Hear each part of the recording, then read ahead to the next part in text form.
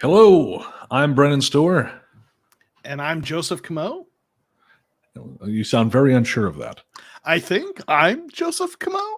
I forgot to introduce the show I'm on, which is the Ghost Story Guys podcast. So that may have something to do with that. Anyways, this is Weird Together, where we talk about the latest and greatest in horror films because we're weird and you're weird. So why not be weird together?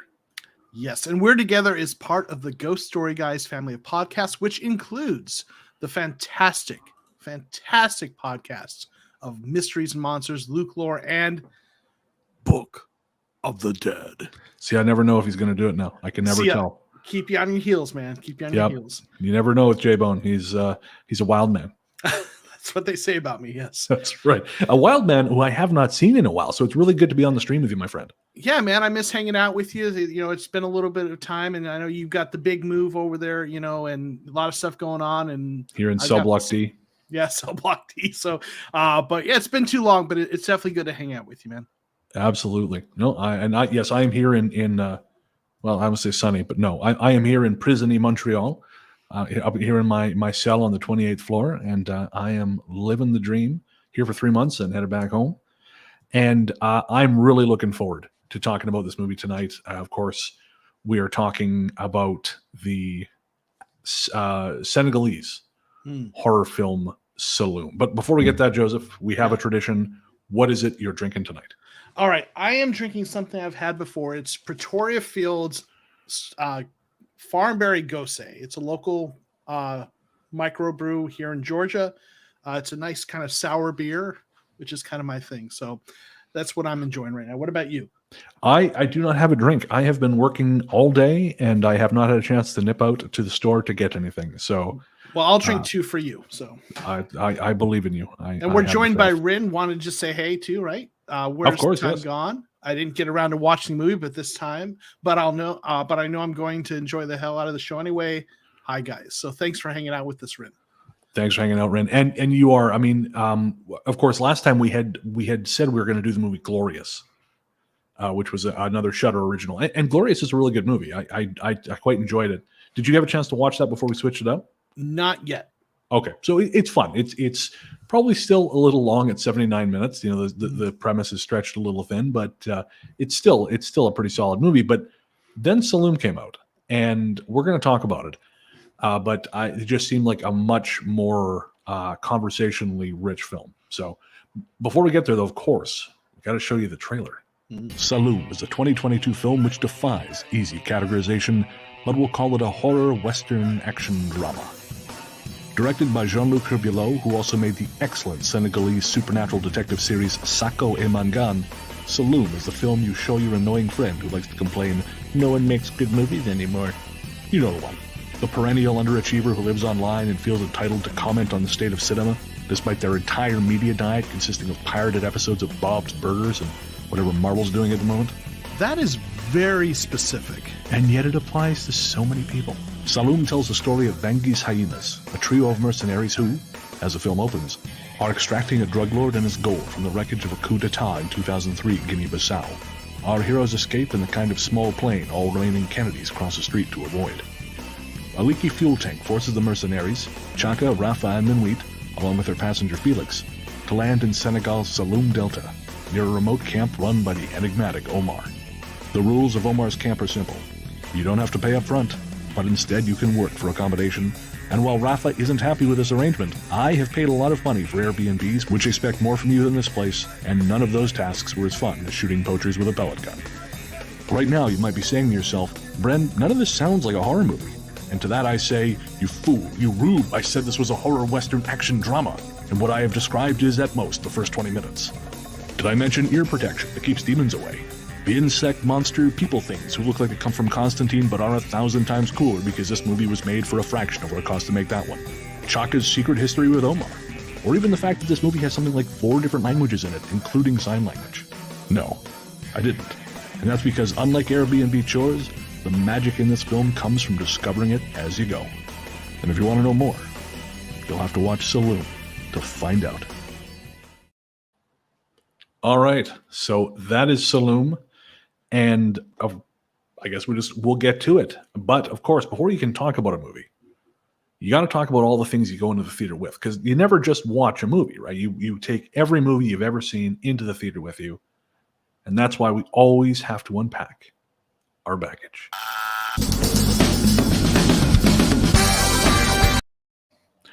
All right, Joseph, you first. What was your baggage going into Saloum?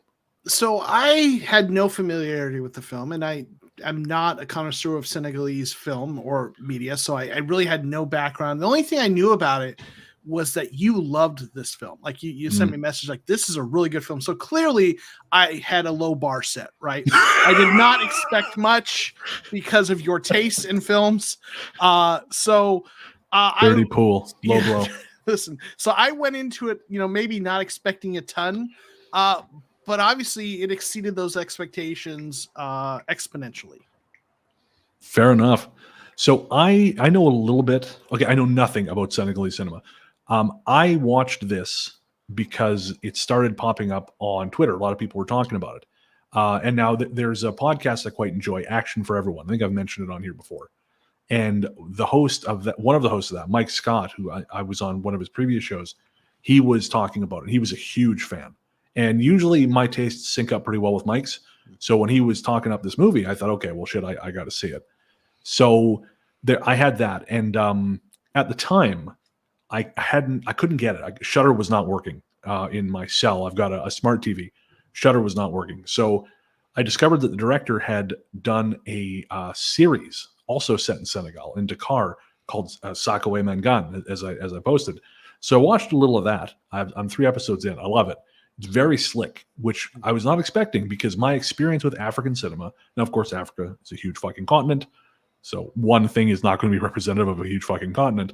But I'm familiar with out of Nollywood, which is Nigeria, the Vultures of Horror series, which is very bad, and the much more entertaining, but still nothing compared to Saloum, the films of Nabwana IGG out of Wakaliwood, which is Uganda. Films like Who Killed Captain Alex and Bad Black. Now, I have a clip here from Bad Black, so this will give you an indication of what I'm talking about.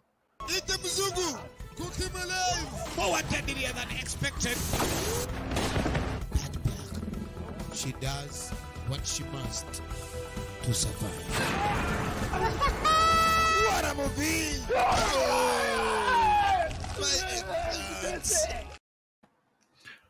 And that is a ride. If you are at all interested in seeing those folks, they're both Who Killed Captain Alex and Bad Black are streaming on the Arrow Player for $5 a month. You can't beat it. Arrow Player, sponsor us. They're a ride. That reminds me of this. I mean, that last scene, right? Real quick, let's say hey, real quick. We got Derek in the chat. Thanks for hanging out with us. Hey, Derek. We've got Eva. Thank you for hanging out. Excited to see you too. Thanks for being here. Hey, Eva. And we've got Chris joining us on Facebook as well. So thanks for hanging out with us. Hey, Chris. So anyway, yeah. So I see what you're saying. There is a different level of art form in Saloum versus what you just showed us. Yes. I'd like to point out the films of Nabwana IGG, like the ones I just showed you. The budget for Who Killed Captain Alex was reportedly $85. Okay. So yeah, they're yeah. And from what I understand, at least according to the liner notes or whatever, the press notes for Who Killed Captain Alex, which I should point out is about 6 to 8 years old. So things may have progressed. I'm not that up on it, but it's a kind of setup where it's so indie, he has to delete the previous film to make room on his hard drive for the new one. Okay. So yeah, I was not prepared for what Saloum had to offer, and we will talk about that. Really, in the only place men such as us have left to do such things, the Toctagon. Welcome to the Toctagon. 2 men enter, 2 men leave. I've missed that ridiculous video, my friend. Oh, that is so great. That's glorious. All right. So now, as we've established recently in the Toctagon, mostly it's going to be your points and me reacting to them. But I do have 1 or 2 things. But I would love for you to start. Okay. Well, I'm going to start with just an overarching theme, and one of the things I really liked is the film seemed to be sort of almost like an allegory about revenge and the endless cycle of revenge, right? And you see the opening has the poem, right? That with the closing line, revenge is a river whose bottom is reached only when we drown. And it closed with that. So it clearly bookended that to sort of kind of have that as the clear kind of thread through the whole thing. And you look at it, and you see there's points where they revisit that cycle of revenge, right? Chaka, they juxtapose the shots of him pointing the gun at Omar with when he was a child. And then there's all these scenes. And then, the way it ends with him being pulled into, the river. And so much of it just seems like this allegory of that endless cycle of revenge, where until either someone dies or there's some sort of forgiveness or reconciliation, revenge goes back and forth and just escalates, right? That cycle of revenge. And I feel like that was a very much the intentional theme of this film, based on that poem and just all the imagery and the way that they wove it through the film. Oh, sure. Yeah. I mean, again, for those of you who, if you're new to the show, we're going to spoil the shit out of this movie. So just FYI. We find out that Chaka was a child soldier who was abused by Omar. And so that is why he has returned to this camp. He is the one who put the hole in the plane's fuel tank because he wanted to go there and take his revenge. And, I think, that like the idea that everything, no matter what you accomplish, because really Chaka's group, the hyenas, they really have reached kind of a mythical place. Like when Rafa is on the boat with Awa, who is a character we meet, she is, I guess, a deaf mute. She speaks sign language. And I know Herb Bigelow has said in interviews that he wanted the hyenas to know sign language because he thought that would be something that soldiers would need on a battlefield. That would make a logical sense. Like, you can't speak, so you have to be able to speak. So she, Rafa is out with her on the boat, and she says to them, stories about heroes travel faster than bullets. She speaks about the hyenas in these kind of almost as like these mythical beings. And it's, there's a couple really beautiful establishing shots that I think really drive that home. And so I think the idea being that no matter who you are, even if you're this mythical hero, you are not safe from rage. You are not safe from pain. And if you don't process your pain, then you're going to go down with the ship. You're going to end up in the bottom of the river. And it's a powerful message. And I didn't really have a chance to dive into sort of exactly what Herb Bigelow was trying to put across, but I think the pointlessness of cycles of violence is a big part of that. Yeah, absolutely. Derek has a comment here, and he's making a reference that admittedly I'm not familiar with. You might have some thoughts on this. The first half of this movie reminded me of something Canon Films would put out in the 1980s. I kept half waiting for Michael Dudikoff to show up. Yes, Michael Dudikoff. Oh, Derek, you're a man after my own heart. Michael Dudikoff of American Ninja fame, who famously, if I remember correctly, I think I heard this on a podcast.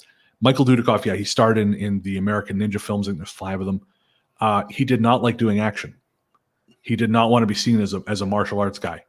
And so it's kind of funny that, that's who he ended up becoming. Yeah, Canon Films, funny enough, Derek, Herb Bigelow has said in interviews that he grew up watching Korean and Hong Kong cinema. He saw Aliens when he was 7.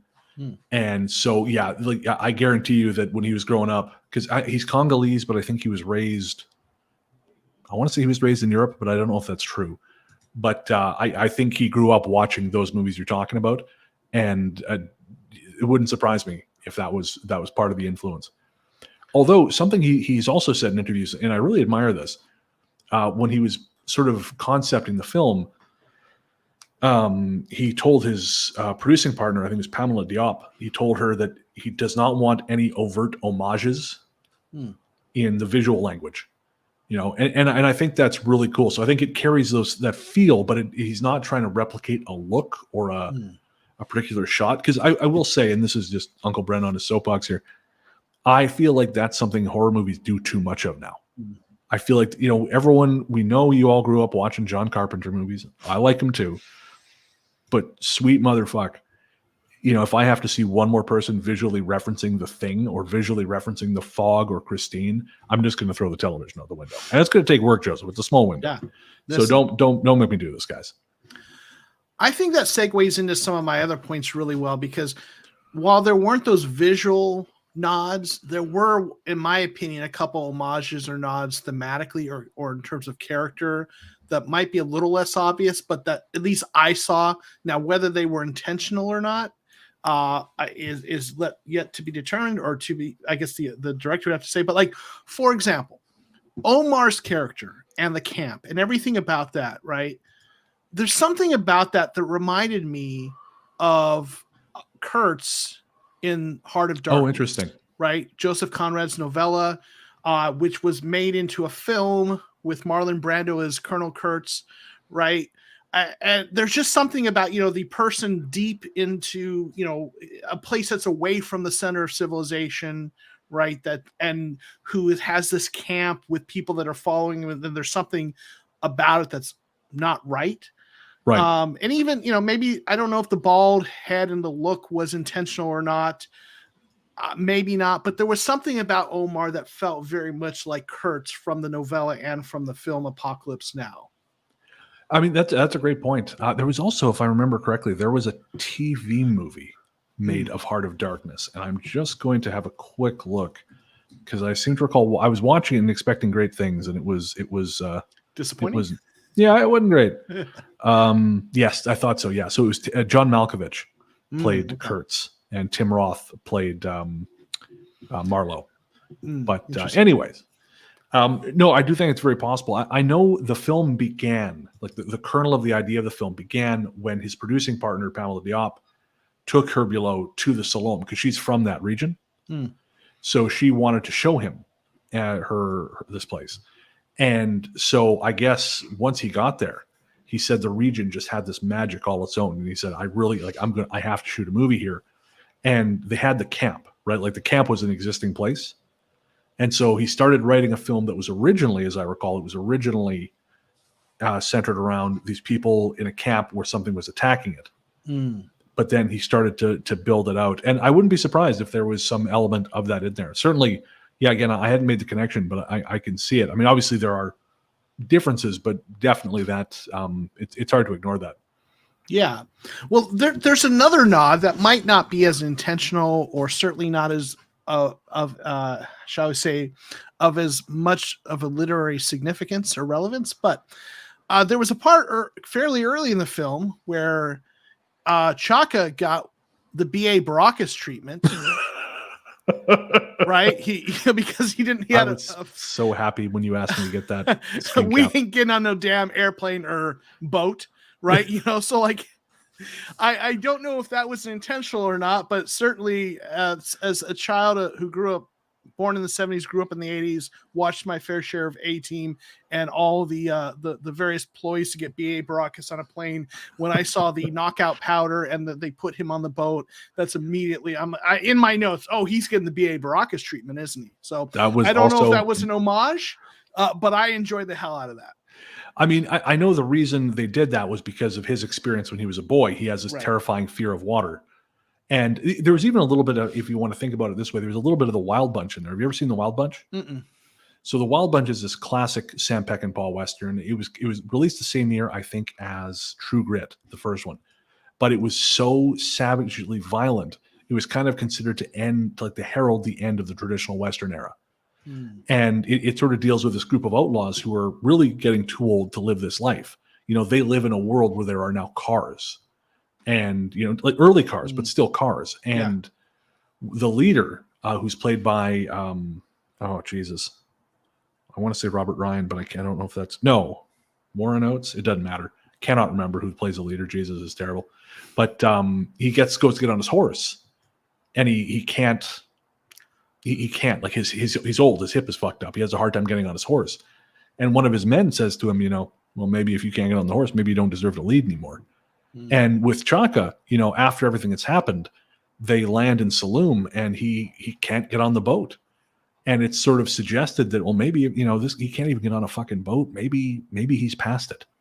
You got this idea of being past your prime. And I know, again, in interviews, Herbulo has said that he intended this to be sort of the final act in the story of the hyenas.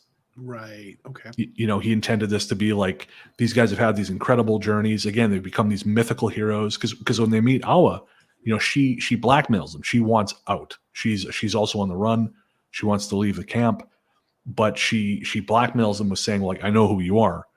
But also she has this very deep respect for them because she's heard stories. And I thought that was interesting because, like, she doesn't seem to like them personally, but there's an awe and respect of who they are, even though she's like, she seems like she's kind of pissed at them and angry at them and has some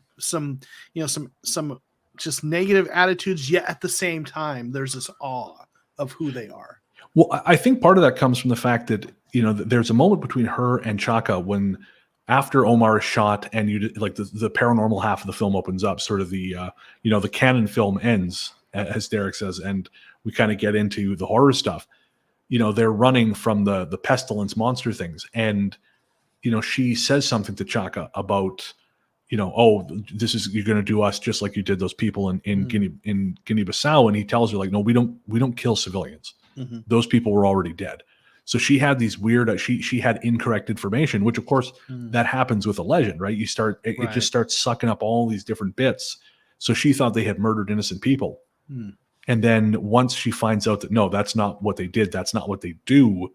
There's a real moment. I don't have a cap for it, unfortunately, but there's a moment where she gives Chaka a very, oh, okay, that's different. Very reappraising look, I guess you'd say. Right. That makes sense. Okay. Interesting.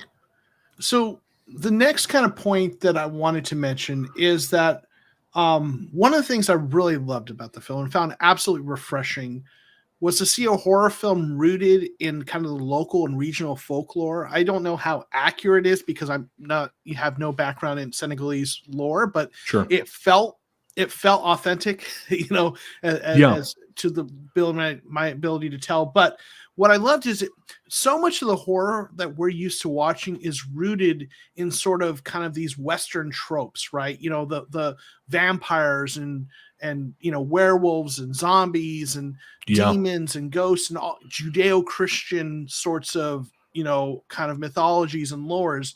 And it was just really refreshing to see something that was completely different, right? From a completely different point of reference in, that was fresh and new to my kind of cultural eyes. Yeah. And that was very much intentional from what I've read.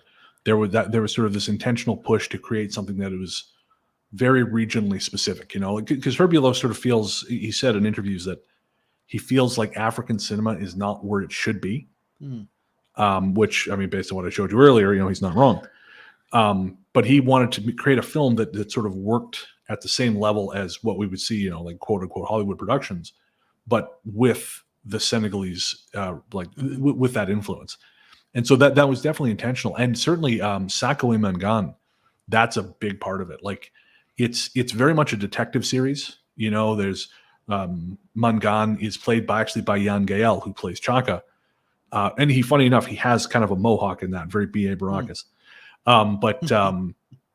The first episode deals with a murder that takes place on this sacred island off the coast of Dakar, where it's like an island venerated by the fishermen, by the people who fish, and only the priestess and certain other people are allowed to be there. And when the body of a white woman washes up or is found on the island, it's a major sacrilege. But not only that, not only has it been defiled by this body, but their sacred carving of a sunfish that I think it's called the chat has been stolen. And without that, the fishermen don't feel safe going out to sea. So the first two episodes, Sako and Mangan have to try and find who killed this woman, but also they have to try and find the chat before it's sold by artifact thieves, because the people won't fish. And if the people won't fish, there's no food. And so it's a very, very regionally specific, but it completely changes the dynamic of the show. I mean, it has cop cliches, you're off the case, it's got that kind of shit, but also just with a completely unique flavor. Like the episode I just watched yesterday, Mangan is forced to go undercover as a man whore because in those places, and I remember seeing this in Morocco, there are young men who their thing is like they pick up older white women from developed countries who have money, and they sleep with them, and they kind of are their companions for a few days. And in the film, in the series, they're described as toy boys. And again, that's not something we think about over here because we think, you think sex tourism, of course, most people think dudes going over to places like Thailand, which, certainly happens. But there's also this other version of it, which again, is just not covered very often. And I was really interested when Sako and Mangan portrayed that. Well, I think that's a great point too, in terms of the importance of having art forms that are staying authentic to the culture and the dynamics of the where they're being filmed and produced, because it kind of gets into this cultural imperialism, and cultural colonialism, where developing countries sometimes feel this kind of pressure to conform to maybe the art form types and tropes of other wealthy whatever countries. Sure. And instead of kind of maybe doing something more authentic, and it's nice to see such a talented filmmaker, clearly, and actors and writers doing something with really high quality production and writing and everything, but staying true to what is authentic to their own culture, right, in the area. So that's something really nice to see. Real quick, want to say hey to some of the folks. Kevin McKenna saying loving the show. Good to see you guys. Thank you for the kind words. Thank you, Kevin. Facebook. And then Rin has a couple comments. Cowboys in early cars make me think of Butch Cassidy and the Sundance Kid, where Butch bemoans the updated bank security. He says the old bank was beautiful. The guard says it keeps getting robbed. Butch says small prices pay for beauty. Right. Yeah. So I want to build on one of the things kind of the local lore, and this, I want to take kind of this and get a little anthropological here and sociological kind of in a sense. So there's something really anthropologically interesting about the demon taking the form of a pestilence. Okay. And when you look at this place, right, that it is set, the space and the place that it's set in, right. There's sort of, it's a place that's presented as being sort of on the margins of industrialization, right? It's a region that's not near the population centers. You see cars, but you also see horses. You see what you often find in kind of these spaces that are kind of on the margins of industrialization. And so those kinds of spaces maybe are they're not as far removed from their agrarian roots as kind of post-industrial societies, right, are. So when you look at contemporary Western horrors, right, in places like the US and Canada, for example, the forms of evil that they take are things that are kind of threats that we kind of resonate with us culturally and kind of in terms of where we're. So what I mean is they're threats to being dismembered, maimed, murdered, threats to our soul, the kinds of things, the loss and fears that post-industrial societies a person living in a post-industrial society is more likely to fear: violence and threats to our agency, ego, or freedom, right? Okay. But then if you juxtapose that against a space like this that is not as far removed from its agrarian and subsistence farming roots, the thing you fear in traditional societies and agrarian societies more than anything is a pestilence. That's a threat to famine and everyone starving. Right. A pestilence demon is not going to resonate with you and I because we just are so used to, food comes from the grocery store. Sure. And we are multiple generations away from any sort of subsistence life. Right. But the folklore in this region that is, again, not as far removed from those agrarian roots culturally and in terms of the lore and the stories. And many people still in these kinds of regions still live subsistence farming, right?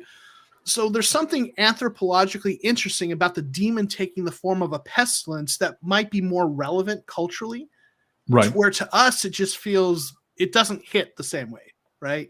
So that was kind of just something that I thought was really interesting about the fact that when you look at it, that demon takes the form of a pestilence. It looks like a swarm of locusts, right? Right. And then it takes a human form. So to me, that was something that's again a little deeper, I guess, kind of in that sociological, anthropological kind of side of things. But that was a theme that I thought was really interesting here. I'll be honest, that had completely escaped me. I again, when I saw the pestilence demon, my mind went to Constantine. Mm-hmm. So because obviously that's sort of my visual reference. Which is a great movie, but that makes total sense. I mean, I don't know much about the region. I'll be totally honest. Mm-hmm. The Saloum Delta. I know based on what I read in interviews with the filmmakers, it is a remote place. Mm-hmm. There's not much out there, so I don't know if they are. If subsistence is still what's happening, but no, that makes total sense. Well, I know. I'm sorry. Oh, no, I was going to say, I know that Herbie Lowe said one thing he said about the region. He said, earlier I said, he said it had kind of magic, but he also said that,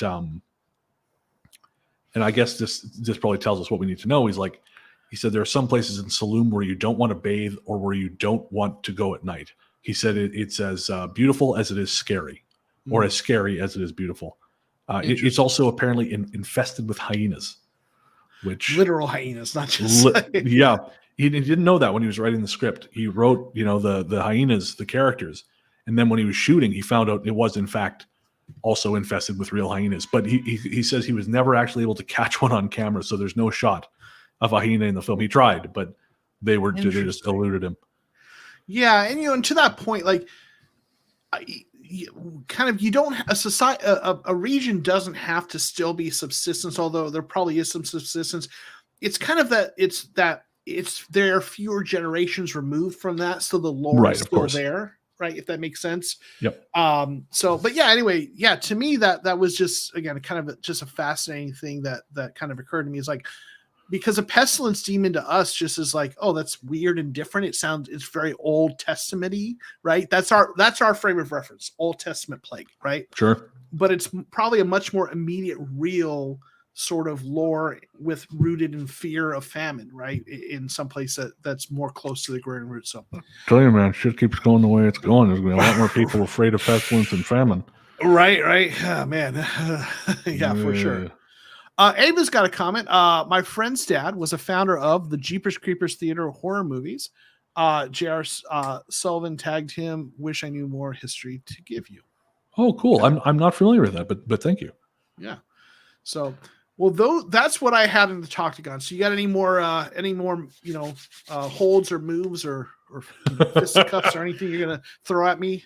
I mean, I think it's just fair that I probably play this at least once. I mean, listen, I would be disappointed if you didn't. Yeah, right? That's it. Again, I gotta come up with some more of those. Just a couple little things. Again, I mentioned action for everyone earlier, and there's a phrase that they use on there, which is a director hooking their actors up, which means making them look good, making them look like fucking badasses.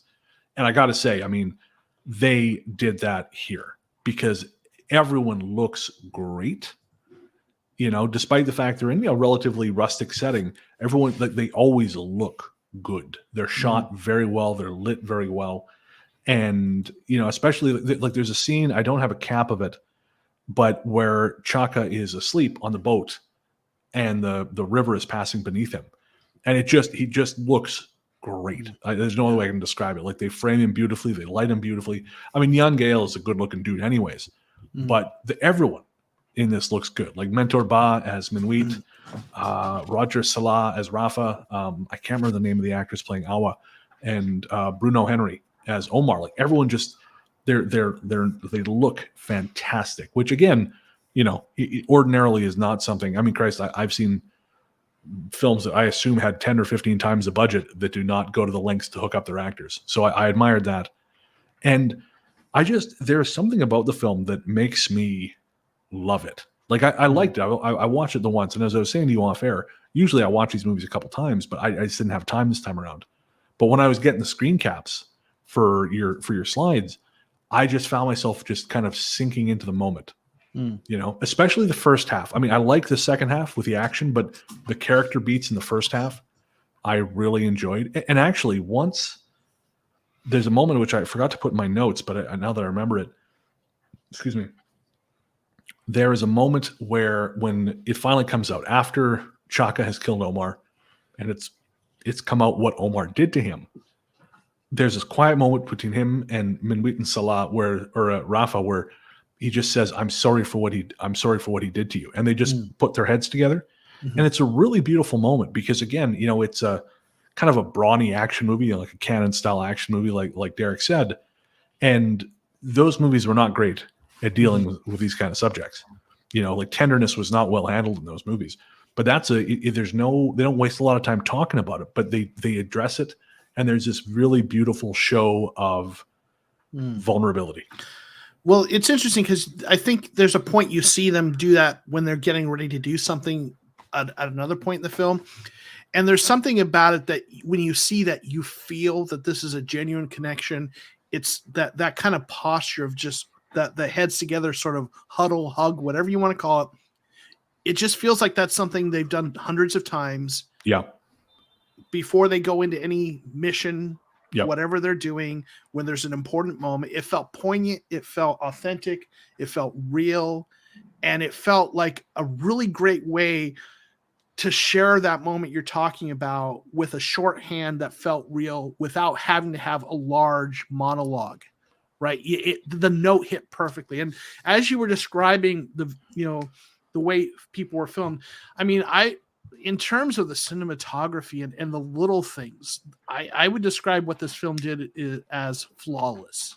Yeah. Right. Yeah, I agree. And when you messaged me about this, when you said it was the best film we've covered in terms of the production, and I agree, right? It's oh yeah.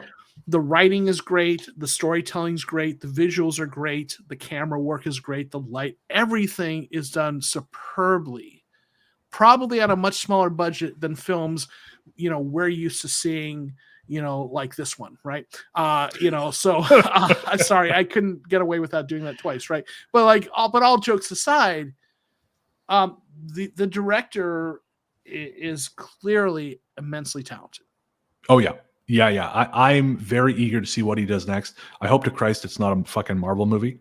I'm so sick of these talented, capable, promising directors kind of being swept up by that big machine and just made to churn out a bunch of processed horseshit. I mean, don't get me wrong. I watch the Marvel stuff. I like it well enough. It's fun, but it was fun. It was much more fun before it was everything that was in theaters. Mm-hmm. So again, I mean, hopefully if Herbula wants to do that, then shit, make your money, get your fuck you. You deserve it. Get your fuck you money. And then make some fun, interesting things, because it just feel like a real, I won't say a waste of talent, but a real you're trading low on the dollar for that one. And speaking of the filmmaking of it and how they as you were saying, there's this great shorthand. Apparently, the initial cut of the film is about 2 hours and 20 minutes, and I would be really curious to see that cut. I doubt I would like it more. Because as you say, I think the simplicity of it is kind of where it shines, but or not simplicity of it, but the efficiency of the storytelling is where it shines. But at the same time, I just like the characters so much that I would like to see more of them. I would describe it as elegant. Right? Yeah. It does what it needs to do and nothing more. No wasted motions. It tells you what you need to know, shows you what you need to see with just what you need, right? And does it beautifully. Yeah.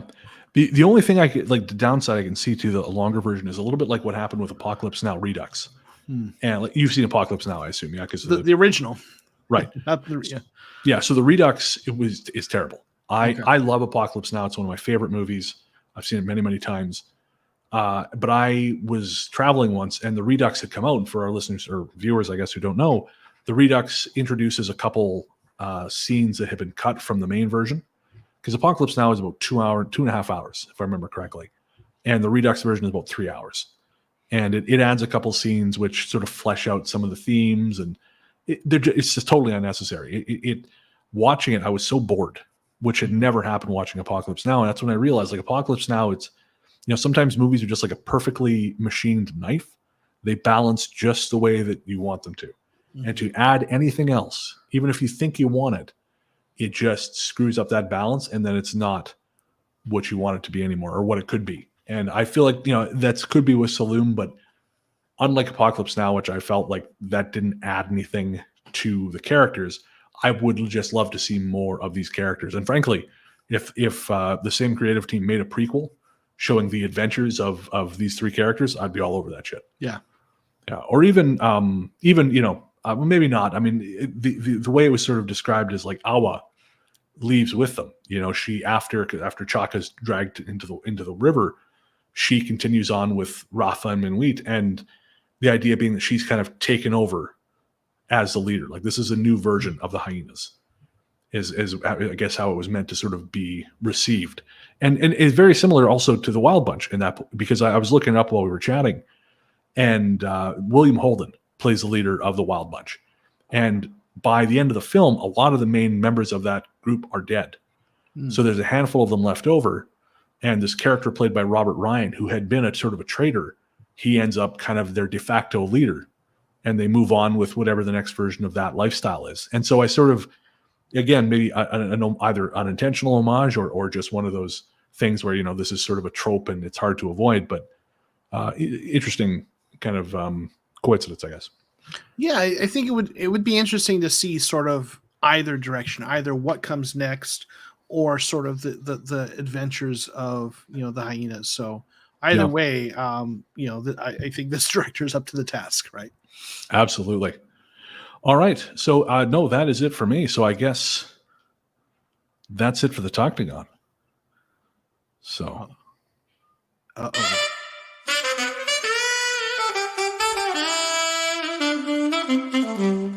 What you think? That never gets less creepy. It never does. No. Never does. I regret making it, but it's here now. You're secretly glad you made that. I am. I really am. Yeah. So what I think.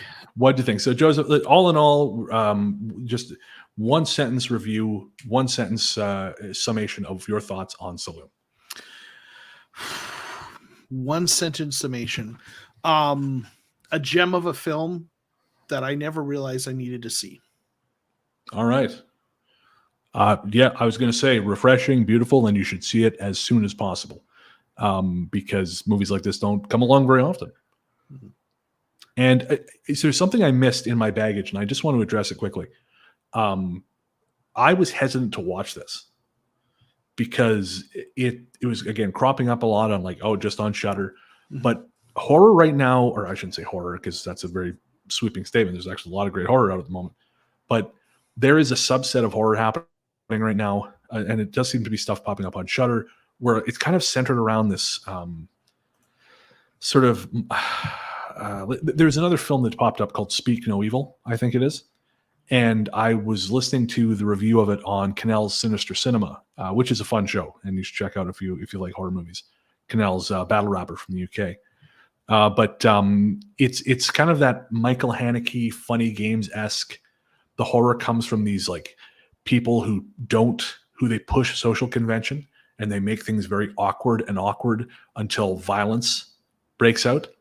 And that seems to be, that is sort of a thing I'm seeing, along with movies that I call The Real Babadook is the Friends We Made Along the Way. So many movies now, they just have this, again, it's either about violating social convention or trauma as text. Babadook was kind of about grief and as subtext. Like Barry, it was really just a scary ass horror movie, but also down in the basement, there's this subtext about grief. But so many subsequent films, it's just been no, this is just text. We're not even being subtle about it. Mm-hmm. And in the end, the monster always turns out to be someone's mom or someone. It's just, it's like that. It doesn't matter. It was a kids movie. No one's seen it, but yeah. And so I was hesitant to watch it, but I'm glad I did.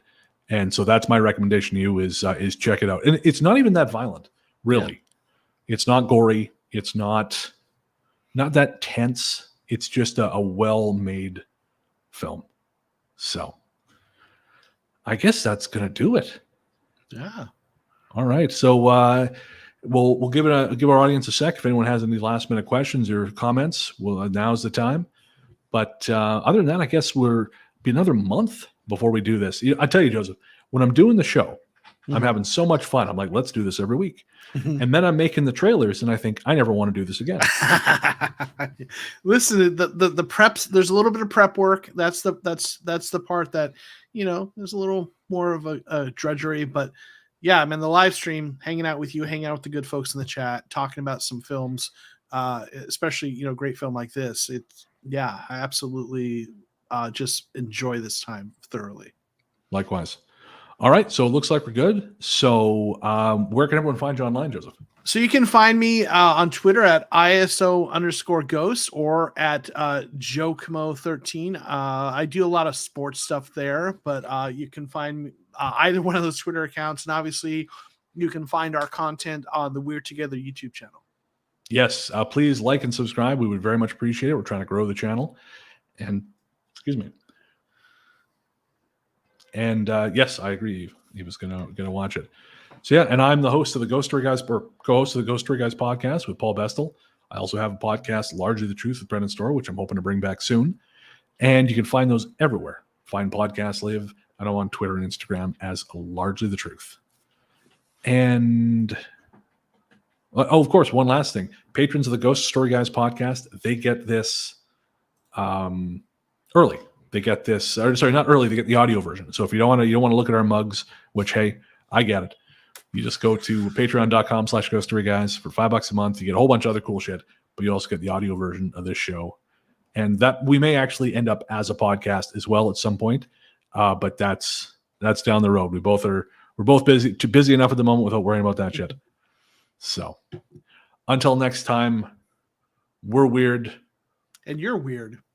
So why not be weird together? Thanks for joining us, folks.